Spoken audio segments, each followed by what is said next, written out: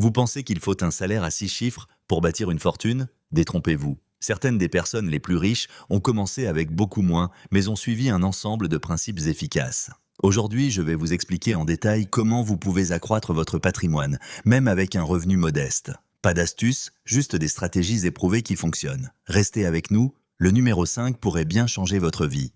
Stratégie numéro 1. Maîtrisez d'abord votre état d'esprit. Avant qu'un seul dollar n'atterrisse sur votre compte d'épargne ou qu'un centime ne soit investi, la richesse se construit dans votre esprit. Warren Buffett a dit cette phrase célèbre: Les chaînes de l'habitude sont trop légères pour être senties jusqu'à ce qu'elles soient trop lourdes pour être brisées. La plupart des personnes qui ont des difficultés financières ne sont pas freinées par leur seul revenu, mais par leur état d'esprit vis-à-vis de l'argent. Elles pensent que la richesse est réservée à ceux qui en ont déjà. C'est cette façon de penser que vous devez d'abord changer. La pensée de pénurie dit « Je n'aurai jamais assez ». Elle vous convainc qu'il est impossible d'épargner avec un faible revenu, que l'investissement est réservé aux riches et que la liberté financière est hors de portée. Mais la pensée d'abondance renverse ce scénario. Elle dit « Je peux créer plus, je peux grandir, je peux bâtir une fortune même en commençant petit ». Ce changement de mentalité n'est pas un simple discours motivant, c'est un fondement essentiel. Pourquoi ? Parce que vos actions suivent vos croyances.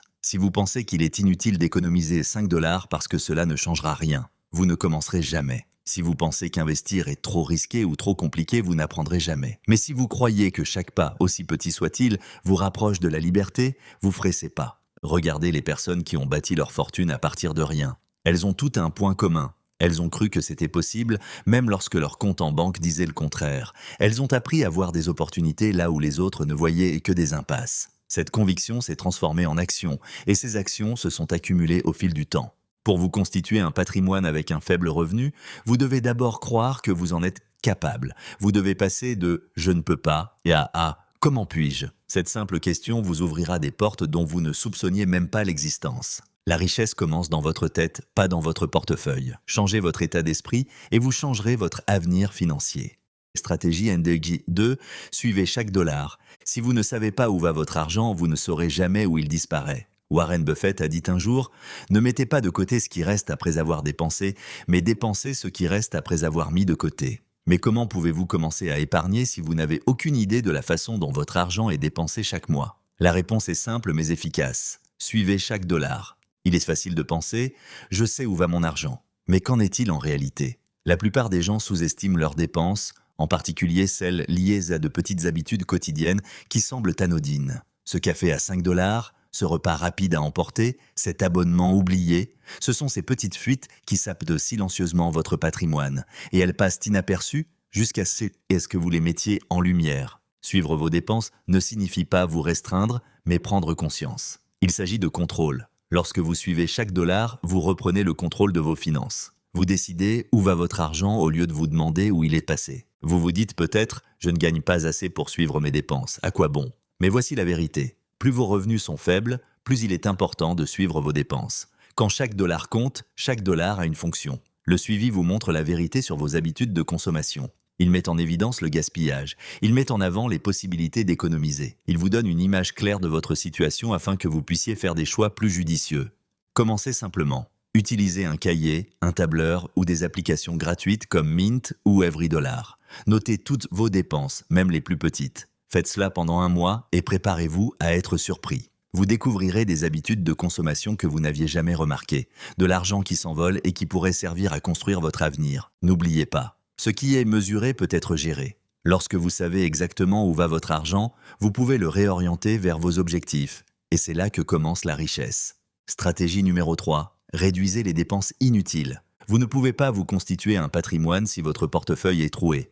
Peu importe combien vous gagnez, si des dépenses invisibles vident votre compte chaque mois, vous faites du surplace. Et le pire dans tout ça, ces fuites d'argent semblent souvent inoffensives. Un abonnement ici, un café là, un achat impulsif parce que c'était en solde. Mais elles s'accumulent rapidement et rongent silencieusement votre avenir financier. Warren Buffett vit dans la même maison qu'il a achetée en 1958, alors qu'il est aujourd'hui milliardaire. Pourquoi ? Parce qu'il a compris une vérité simple. La richesse ne dépend pas de ce que vous gagnez, mais de ce que vous conservez.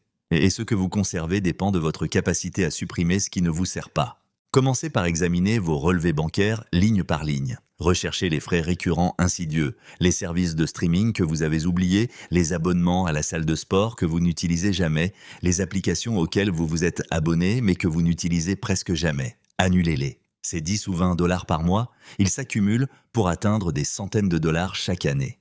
Ensuite, attaquez-vous aux dépenses impulsives. Combien de fois entrez-vous dans un magasin pour acheter une seule chose et en ressortez-vous avec 5? Ou bien vous naviguez sur Internet, trouvez une bonne affaire et vous vous persuadez que c'est trop beau pour laisser passer? Voici une réalité. Chaque achat imprévu est un vol à votre futur moi. Appliquez la règle des 24 heures. Vous voyez quelque chose qui vous plaît? Attendez un jour, il y a de fortes chances que l'envie disparaisse et que vous économisiez cet argent.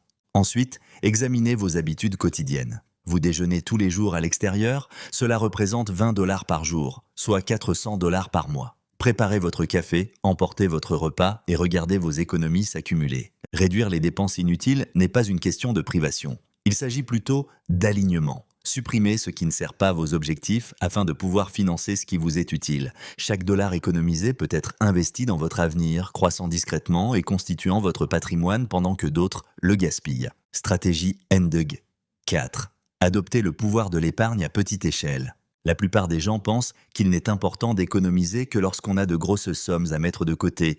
Ils se disent « je commencerai à économiser quand je gagnerai plus ». Mais ce jour arrive rarement. En réalité, la constitution d'un patrimoine dépend moins du montant que de l'habitude. 5 dollars, cela peut sembler peu, mais c'est l'habitude d'économiser qui fait la différence, pas seulement l'argent. Warren Buffett a dit un jour « Ne mettez pas de côté ce qu'il vous reste après avoir dépensé. Dépensez ce qu'il vous reste après avoir épargné. » Cette mentalité renverse le schéma habituel. Elle donne la priorité à l'épargne, même modeste. Si vous attendez le moment idéal, le revenu idéal, la situation idéale, vous attendrez éternellement. Imaginez que vous économisez seulement 5 dollars par semaine. Cela représente 20 dollars par mois, 240 dollars par an. Mais plus important encore, vous développez un muscle. Vous vous prouvez que vous pouvez vivre avec un peu moins et quand même mettre quelque chose de côté. Et lorsque ces 5 dollars se transforment en 10, puis en 20, l'habitude est déjà prise. Le processus devient automatique. Pensez au nombre de personnes qui gagnent plus au fil du temps, mais qui restent fauchées. Leurs dépenses augmentent avec leurs revenus parce qu'elles n'ont jamais pris l'habitude d'épargner tôt. Elles pensent que c'est une question de montant, mais c'est toujours une question de discipline. Considérez le pouvoir des intérêts composés. Même de petites sommes, épargnées régulièrement, peuvent se transformer en sommes importantes. Ajoutez à cela une stratégie d'investissement simple, comme un fonds indiciel à faible coût, et ces 5 dollars par semaine pourraient se transformer en milliers au fil des ans. Les riches connaissent ce secret. Il vaut mieux épargner un peu régulièrement que de ne rien épargner en attendant le grand moment. Commencez petit, commencez maintenant. L'habitude vaut plus que le montant, car une fois que vous maîtrisez l'art d'épargner petit, épargner gros deviendra un jeu d'enfant. Stratégie numéro 5, tirez parti de l'automatisation pour gagner. L'une des plus grandes erreurs que les gens commettent lorsqu'ils veulent se constituer un patrimoine est de compter sur leur volonté. Ils se disent « je mettrai de côté ce qui restera à la fin du mois ». Mais voici la dure réalité, il ne reste jamais rien. La vie a le don de combler tous les vides. Les factures, les dépenses imprévues, les tentations, tout concourt à engloutir ce qui reste. C'est pourquoi les riches ne comptent pas sur leur volonté. Ils s'appuient sur des systèmes. L'automatisation est leur arme secrète. Warren Buffett a dit un jour « Les chaînes de l'habitude sont trop légères pour être senties jusqu'à ce qu'elles soient trop lourdes pour être brisées. » L'automatisation construit ces chaînes en votre faveur. Elle verrouille les bonnes habitudes avant que votre cerveau n'ait le temps de s'en mêler. Lorsque vous automatisez votre épargne et vos investissements, vous éliminez les décisions quotidiennes. L'argent se déplace tout seul. Il passe directement de votre salaire à un compte d'épargne ou à un fonds d'investissement avant même que vous ne le voyiez. Loin des yeux, loin du cœur, mais travaillant dur pour votre avenir. Imaginez ceci. Chaque jour de paie, 10% de vos revenus sont automatiquement versés sur un compte d'investissement. Vous n'y touchez jamais, vous ne le remarquez même pas, et il fructifie silencieusement en arrière-plan. Cette habitude s'installe sans effort. C'est là toute la beauté de l'automatisation. Elle fait de la constitution d'un patrimoine un paramètre par défaut. Mieux encore, l'automatisation vous protège de vos émotions. Lorsque le marché baisse, lorsque les tentations se font sentir, lorsque la vie semble incertaine, votre système continue de fonctionner. Vous n'avez pas à prendre de décision dans le feu de l'action. Les décisions ont déjà été prises. La clé est de commencer petit. Automatisez le virement de 5 dollars par semaine sur un compte d'épargne. Ou mettez en place un virement automatique vers votre fonds de retraite. Le montant importe moins que le système. Une fois le système en place, il est facile d'augmenter le montant. N'oubliez pas que la richesse ne se construit pas par hasard. Elle se construit grâce à des systèmes. Automatisez le processus. Laissez la machine travailler pendant que vous dormez. C'est ainsi que les riches gagnent sans réfléchir. Stratégie numéro 6. Investissez tôt, même si c'est peu. Le plus grand mensonge que nous nous racontons est « j'investirai quand j'aurai plus d'argent ». Mais la vérité est que l'attente vous coûte bien plus cher que de commencer petit. Le temps est votre atout le plus précieux, pas l'argent. Warren Buffett a dit un jour « si quelqu'un est assis à l'ombre aujourd'hui, c'est parce que quelqu'un a planté un arbre il y a longtemps. Cet arbre, c'est votre investissement, et plus vous le plantez tôt, plus il grandit. Même si vous ne pouvez investir que 5 dollars par semaine, commencez dès maintenant. Ne sous-estimez pas ce que cette petite somme peut devenir. Grâce à la puissance des intérêts composés, 5 dollars investis chaque semaine avec un rendement moyen de 8% peuvent se transformer en près de 17 000 dollars en 25 ans. C'est la magie de commencer tôt. La somme que vous investissez est modeste, mais le tempo que vous lui accordez pour fructifier fait toute la différence. Attendre d'avoir plus est un piège. La vie trouve toujours le moyen d'utiliser votre argent supplémentaire. Il y aura toujours une autre facture, une autre urgence, une autre excuse. Mais commencer avec ce que vous avez, même si cela vous semble insignifiant, permet de prendre l'habitude. Et une fois que l'habitude est prise, il devient plus facile d'augmenter le montant. Pas besoin d'être un expert pour commencer. Les fonds indiciels simples et peu coûteux, ou les comptes de retraite comme l'IRA, sont d'excellents points de départ. Ces options répartissent votre argent entre plusieurs entreprises, ce qui réduit le risque et vous permet de profiter de la croissance globale du marché. De nombreuses plateformes d'investissement vous permettent désormais de commencer avec seulement 1 dollar, ce qui rend la tâche plus facile que jamais. L'important n'est pas le montant avec lequel vous commencez, mais le fait de commencer. Laissez le temps et les intérêts composés faire le gros du travail à votre place. Semez la graine dès aujourd'hui, même si elle est petite. Dans 20 ans, vous serez heureux de l'avoir fait. La richesse ne se construit pas du jour au lendemain. Elle se construit petit à petit, à chaque étape. Stratégie N2G7. Créer plusieurs sources de revenus. Compter sur un seul salaire, c'est comme se tenir sur une jambe. Dès que quelque chose vient ébranler cette base, qu'il s'agisse d'une perte d'emploi, d'une restructuration de l'entreprise ou d'une maladie imprévue, tout peut s'écrouler. Les personnes fortunées comprennent ce risque et se créent plusieurs sources de revenus, même lorsque leur emploi principal leur semble sûr. Pourquoi ? Parce que dépendre d'une seule source de revenus vous rend vulnérable et que la véritable sécurité financière passe par la diversification.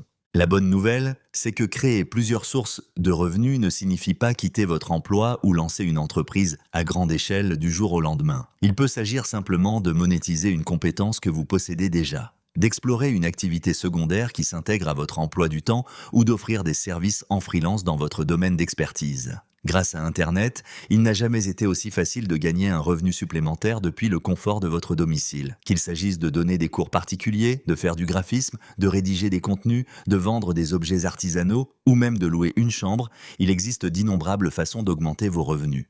Beaucoup de gens sous-estiment l'importance d'un petit revenu complémentaire. 200 ou 300 dollars supplémentaires par mois peuvent sembler insignifiants, mais s'ils sont consacrés à l'épargne, à des investissements ou au remboursement de dettes, ils peuvent considérablement accélérer votre parcours vers la richesse. Ces dollars supplémentaires vous donnent une marge de manœuvre, réduisent votre stress financier et augmentent votre capacité à saisir de nouvelles opportunités. Commencez par vous demander quelles sont les compétences ou les loisirs que vous possédez déjà et pour lesquels d'autres seraient prêts à payer. Pouvez-vous enseigner, écrire, concevoir, réparer ou construire quelque chose ? Pouvez-vous offrir des services de conseil dans votre domaine professionnel actuel ? L'essentiel est de ne pas vous surcharger avec trop de projets, mais de vous concentrer sur une source de revenus gérable à la fois. Au fil du temps, ces petits ruisseaux peuvent se transformer en rivières. Et un jour, ils pourraient même dépasser votre revenu principal. L'objectif est de renforcer vos bases financières en ne dépendant pas d'une seule source. Plusieurs sources de revenus signifient plusieurs filets de sécurité. Si l'une se tarit, les autres continuent de couler. C'est ainsi que se construit la résilience financière et, à terme, la richesse. Stratégie numéro 8. Évitez les dettes comme la peste. Les dettes sont les ennemis silencieux de la richesse, en particulier les dettes de carte de crédit. C'est comme gravir une colline avec un sac à dos rempli de briques. Peu importe vos efforts, le poids vous tire vers le bas. Le taux d'intérêt moyen des cartes de crédit oscille autour de 20%, ce qui signifie que si vous avez un solde, vous payez plus en intérêt que vous ne gagnerez probablement jamais en investissement. C'est pourquoi tant de gens restent prisonniers du cycle des fins de mois. Les riches le comprennent et traitent la dette comme le feu. Utilisé avec précaution, le feu permet de cuisiner et de se réchauffer. Mais laissé sans surveillance, il brûle tout sur son passage. Il en va de même pour le crédit. Utilisé à bon escient, il peut améliorer votre code de crédit et vous offrir des avantages tels que des remises en argent ou des points de voyage. Mais utilisé à mauvais escient, il devient une prison financière. Si vous avez des dettes à taux d'intérêt élevés, en particulier des dettes de carte de crédit, faites-en votre priorité numéro 1. Rembourser vos dettes, c'est comme obtenir un rendement garanti sur votre argent. Si votre carte de crédit vous facture 20% d'intérêt, la rembourser revient à obtenir un rendement de 20%. Où pouvez-vous trouver cela ailleurs? Mais voici le piège. Vous ne pouvez pas échapper à l'endettement si vous continuez à l'utiliser pour financer un mode de vie que vous ne pouvez pas vous permettre. Brisez le cercle vicieux. Cessez de financer des choses qui perdent de la valeur ou que vous ne pouvez pas rembourser immédiatement. Ce gadget sophistiqué, cette nouvelle garde-robe ou ces vacances payées par carte de crédit vous font plaisir maintenant, mais vous coûtent beaucoup plus cher à long terme.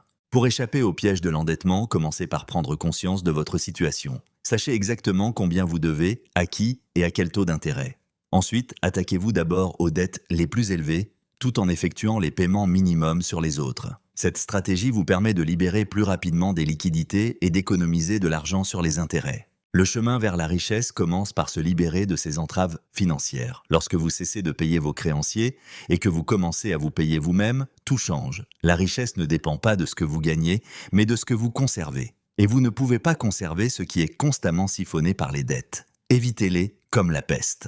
Stratégie numéro 9, améliorez vos compétences pour augmenter vos revenus. Le moyen le plus rapide d'augmenter vos revenus n'est pas de gagner à la loterie ou d'attendre une augmentation, mais d'investir en vous-même. Warren Buffett considère qu'il s'agit du meilleur investissement que vous puissiez faire. Pourquoi? Parce que les compétences sont des atouts que personne ne peut vous enlever et qui rapportent des dividendes toute votre vie. La plupart des gens pensent qu'ils ont besoin d'un diplôme prestigieux pour gagner plus. Mais en réalité, bon nombre des compétences les mieux rémunérées aujourd'hui peuvent être acquises gratuitement ou à moindre coût.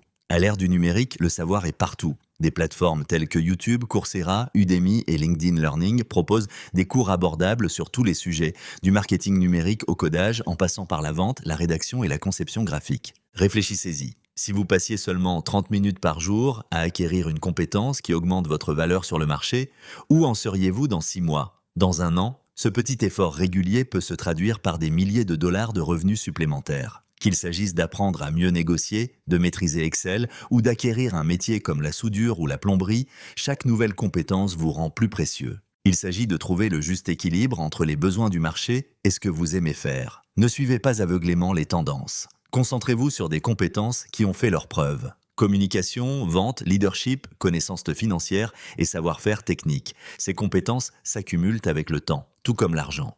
Et voici le meilleur. Vous n'avez pas besoin de quitter votre emploi ou de faire des changements radicaux immédiatement. Commencez à apprendre pendant votre temps libre. Dédiquez votre temps libre.